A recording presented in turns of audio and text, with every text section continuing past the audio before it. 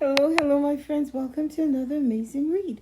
Go grab your stuffy. Let's do this. Today's read is called Where is the Cupcake? And it's written by Cecilia Minden. Where is the cupcake? I love cupcakes. Brait and Beth like to help Mom.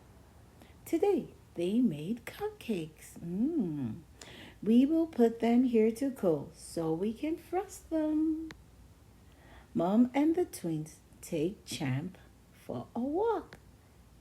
Look, a cupcake is missing. Where is the cupcake? There are crumbs on the floor. Maybe we should follow the crumbs. The twins track the crumbs on the floor. The twins look in the den.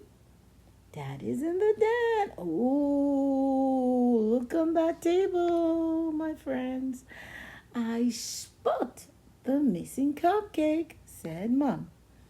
Thanks for the cupcake, twins, said Dad. Ha!